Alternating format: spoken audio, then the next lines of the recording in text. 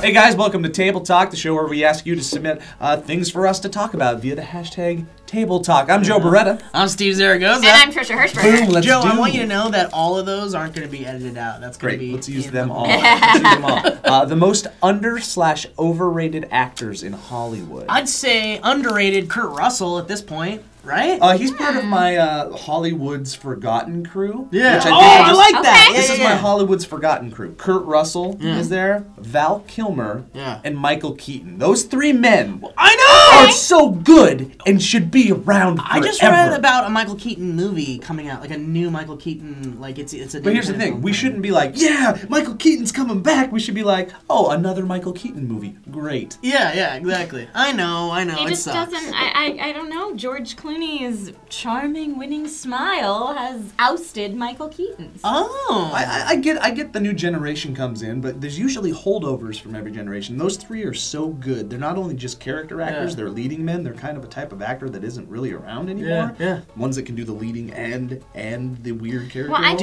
I think it's a problem with Hollywood right now in general. It's like we say the new generation's coming in, but are they? No, I'm so afraid. I mean, producers are just saying, oh, I could pay Michael Keaton, or I could pay this kid that'll do a fine job a lot less. I know, but he's also kind okay. of old, I guess, and that's a problem. Well, Probably, there's not as many roles, but I mean, there's just ways you could utilize people like Yeah. that. Like Tarantino did it with Kurt Russell, and it was cool that Michael Keaton got to do Good Guys. Yeah. It's Good Guys. Yeah, that was it. Yeah. Or the other guy. I The other- love the other Michael guys. Keaton. Yeah. I thought he was the best Love part him. of that movie, So by the good. way. I mean, it Dude, also comes down to the choices that they make. Val Kilmer in Tombstone, Val Kilmer in Willow, like he's such a chameleon in all of those movies, and also Kiss Kiss Bang Bang. Did you Such see a that? good movie. Dude, Such a good movie. It is a good That movie helped spark Robert Downey Jr. to where he is now. That's awesome.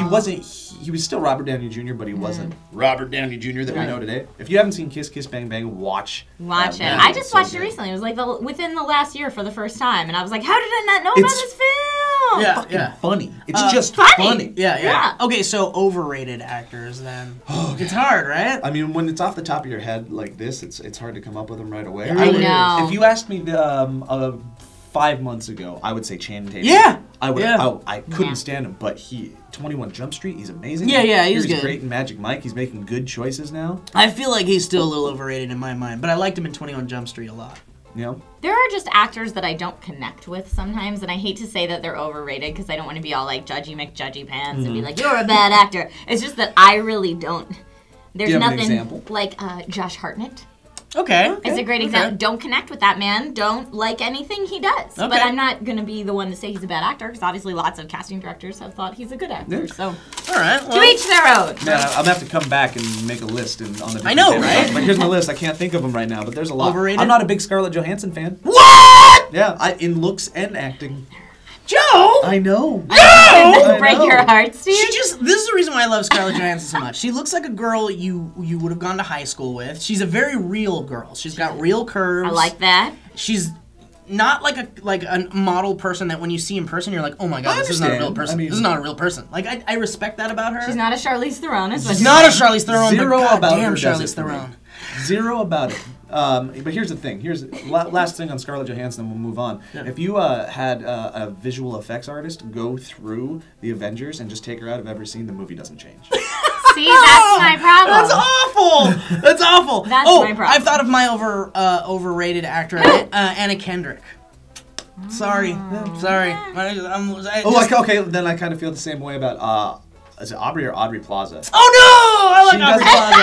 She does. You're right. She's very typecast. Like she only has one. Like, I'm sure she's a routine. good person. I think she's probably a Yeah. better actor than Yeah. she gets credit for in my mind. But she does the same shit. You're right. She has all one the time. routine. That's it. All the Hey, if you can perfect it, do it well. Moving We on. need to see what's that movie called? That movie, Time Travel on Netflix. I will do that. Let's watch that Damn movie. it, Joe! What's it called? Fuck! It's Safety Not Guaranteed. Safety Not Okay. Guaranteed. See Good that movie, one. good movie. All right. It's time. Says if you had the power to revive an extinct species, which would you revive? The tastiest. Spoken like a true carnival. I mean, God, who knows? Like, I want to see the whales that had hair and walked on the land. Like, I do the not. mammal whales. I want to see those. I do not want to see anything First of all, whales are fucking awesome. Do you And realize? But no, but they're not evil creatures. They're not harmful creatures. Like, they don't want to fuck you up. No, they're just a lot bigger than me, and circle of life, they could potentially Yeah, but eat elephants me. are a lot bigger than us, and if we treat them right and we back away, we can live amongst them. was Whale Fan Club your like favorite club in high school? Like, was that hard getting through high school? Whales as are the awesome, president of man.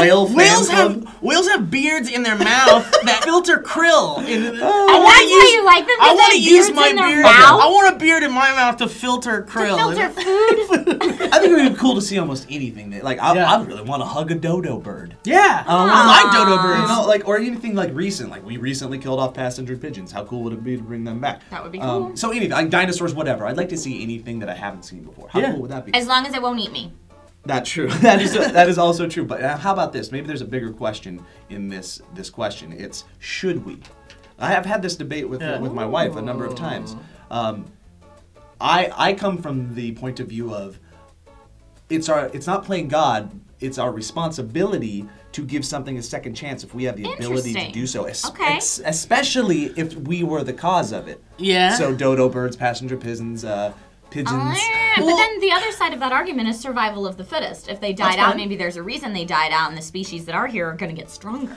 Well, and there's that whole other thing that we can get into about like playing God. Yeah. Do you think it's playing God? Well, see, and that's the thing. Like even with like stem cell research and like growing a new heart for someone or a new organ for someone, like that's playing God, and it's like very taboo. But it's like if we have the ability to do so, why not? I think it's our responsibility to do so if we can. But I understand why people think playing God, like you said, survival of the fittest, whatever. Yeah.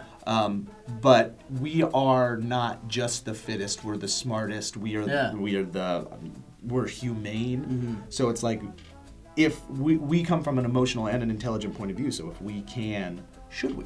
Let's. Also, good argument here from me. Thank you, Steve. Is if bears become extinct, which is very possible, and in future generations will not be able to see bears or whales or other cool animals, that's fucked up, man. Imagine one day you tell your grandchildren, "We used to see whales and they were awesome." Whales? They're like, yeah, right, Grandpa. You went from bear. Okay, this whales. meeting of the Whale Fan Club will take order right now. Hear, We'll hear. go over notes. Steve, last week you said whales are cool. Pick a new topic, Trisha. Someday I'm going to get you a pet whale. I love whales. They're fucking cool. Try to fight me, bro. Fight me. Wow. Okay.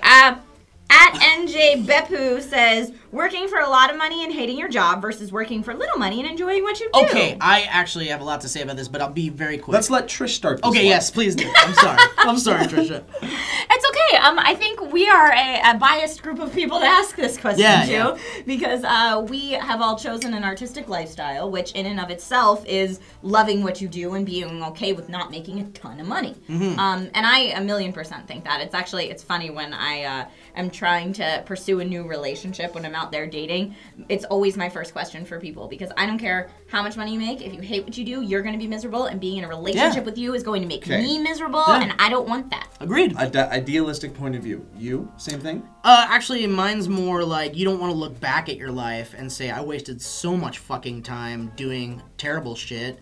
Just stick to what you love, no matter what it is, no matter exactly. It's kind of like Trisha's. I agree. I'm very I'm idealistic at the soul, at the heart of me. I believe that, and I try to practice that every day if I can. Yeah. Wait till you have kids.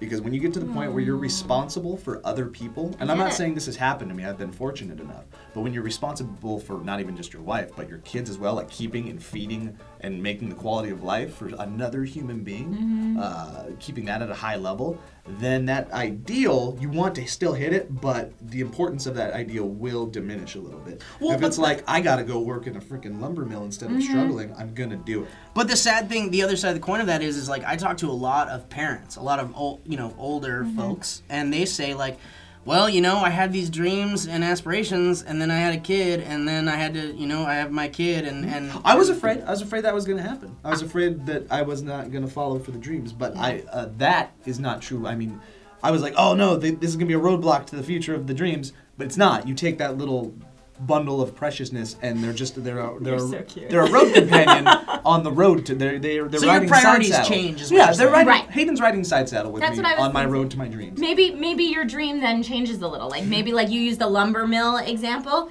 Maybe I would enjoy working in a lumber mill if I knew that it was to provide for something that I cared about so Yeah. deeply. So what I'm getting at is that you don't give up your dreams. You still go for them because you need to set an example. Like it's possible no matter what. But that being said, you have to know when you do have to take a detour and maybe do something else to make things better on the road to dreams. You can follow your dream as Joe has. You still and take risks. The risks can't be as big, but you take responsible risks, and you freaking surround your kid with love, and everything's gonna work out if you want it to. Yeah. So Okay, so should we do one last one? Yeah, do it. super speed round. Go, go, go, go, go, go, go, go, go! Super speed round.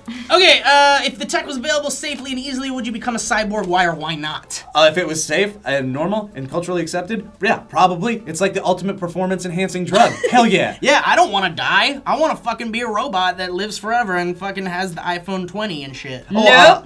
If you follow vampire lore, living forever is a curse. It's not a blessing. but- I don't want to be a cyborg. But vampires weren't movie fans, and vampires weren't looking forward to more Hobbit movies. And I cool shit. don't want to be able to live forever. I just want to see like an eagle. No, F that. Scratch it. I want to be an eagle. Oh, Jesus. Cyborg Eagle, Joe. So I just want to see Joe's head on an eagle, and I it's just like, want wings, dog. See, that's the thing. If we can live forever, we'll see all that shit. We'll see cars that drive themselves. We'll see teleportation and time travel and shit.